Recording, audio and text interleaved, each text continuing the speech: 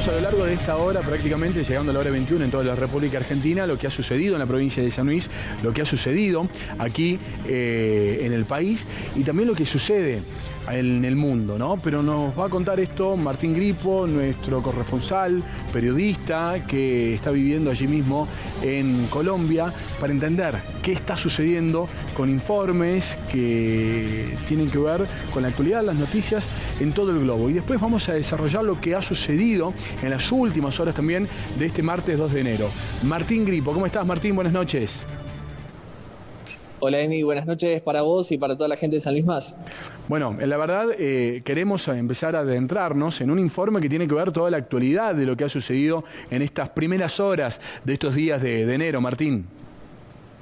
Exactamente, Emi, porque este 2 de enero comenzó bastante movido a nivel internacional y el conflicto entre Israel y Hamás dejó sus últimas novedades, sus últimas noticias. Y esto tiene que ver a la muerte del número 2 del líder del grupo palestino Hamás, pero que se dio en un bombardeo en la ciudad de Beirut, en la capital del Líbano.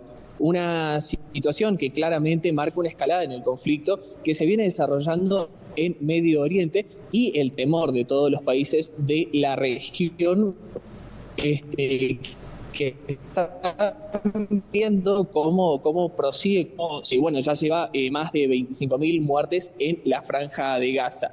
El episodio, bueno, podría representar justamente, como te decía, Emi, una escalada en este conflicto, sí. Y desde Hamás y en una franja de Gaza total. Enero de 2024 comenzó movido, inclusive también en Corea del Sur, porque allí el líder opositor Lee Jae-myung fue acuchillado, fue apuñalado en el cuello. Por suerte se encuentra bien, según las autoridades sanitarias, pero en las últimas horas vimos imágenes muy fuertes sobre este ataque que un hombre de entre 60 y 70 años propició sobre este líder político surcoreano en una visita a una obra en un aeropuerto que se está desarrollando en la ciudad sudoriental de Busan. Las autoridades, se pronunciaron al respecto, obviamente condenaron este ataque y piden claridad en el hecho, donde todavía no hay mucha información sobre por qué este hombre de entre 60 y 70 años, como lo mencionábamos recién, hizo este ataque. Esto se da en medio también de un panorama electoral que se está desarrollando en Corea del Sur con elecciones legislativas que se van a desarrollar en abril próximo. Bien. Y sí, Emi. No, digo, la verdad que la imagen es impactante de cómo intentan apuñalar, hay una apuñalada en medio del cuello en una conferencia de prensa, realmente es impactante. Y lo que también es impactante, lo que ha sucedido, que tiene que ver también con situaciones lamentablemente naturales, que son catástrofes también, ¿no?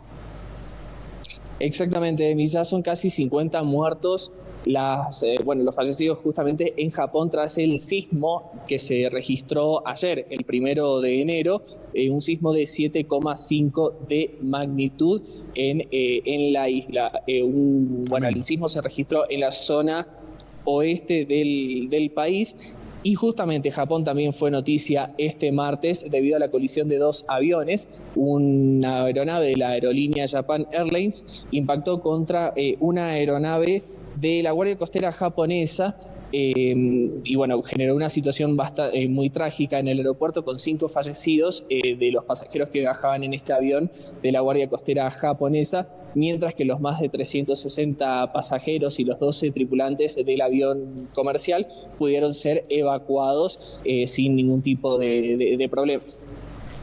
Bueno, la situación de lo que ha acontecido, de lo que sucede en el mundo, ¿no? Con situaciones de guerra, lo que pasó en Hamás, le ha matado a Israel al número 2 desde 1987, unido a este grupo terrorista. Martín, pero si nos podés seguir actualizando, presentando vos este informe que tiene que ver también con la actualidad de lo que ha pasado en estos primeros días de enero.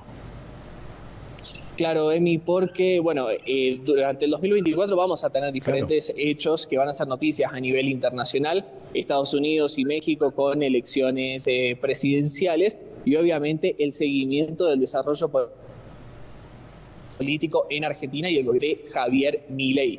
¿Qué pasó durante el 2023? Lo analizamos en el siguiente informe. Terminó el 2023, un año que recordaremos como uno de los más ajetreados en materia periodística, y esto a raíz de los diferentes sucesos que marcaron la agenda internacional.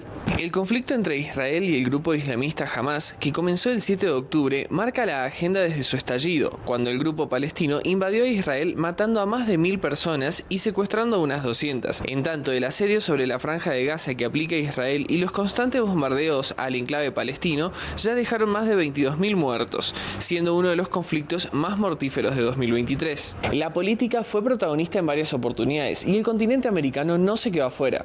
Donald Trump, el expresidente de Estados Unidos, estuvo en la cárcel pero solo por 20 minutos, donde fue procesado y pagó una fianza para quedar en libertad.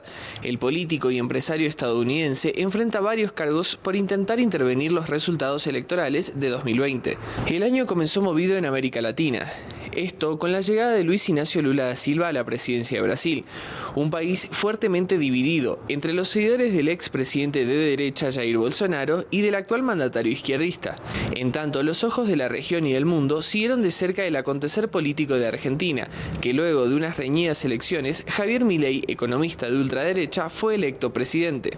En materia deportiva, el beso no consentido que le dio Luis Rubiales, expresidente de la Real Federación Española de Fútbol, a la jugadora Jenny Hermoso por el triunfo de la selección de España en el Mundial Femenino fue un tema que causó polémica en el mundo, mientras que el Eras Tour de Taylor Swift se convirtió en la gira musical más importante de los últimos tiempos, con ganancias para la cantante de Estados Unidos que rondaron entre los 10 y los 13 millones de dólares por concierto. Son fuertes las expectativas para este 2024 que comienza, porque en Estados Unidos y en México se celebrarán elecciones presidenciales, mientras el mundo mirará de cerca el acontecer político y el desarrollo del gobierno de Javier Milei en Argentina, al igual que se espera que los conflictos en curso entre Israel y Hamas y la guerra entre Ucrania y Rusia lleguen a su fin. Bueno, gracias Martín, con toda la actualidad internacional de lo que sucede en el mundo.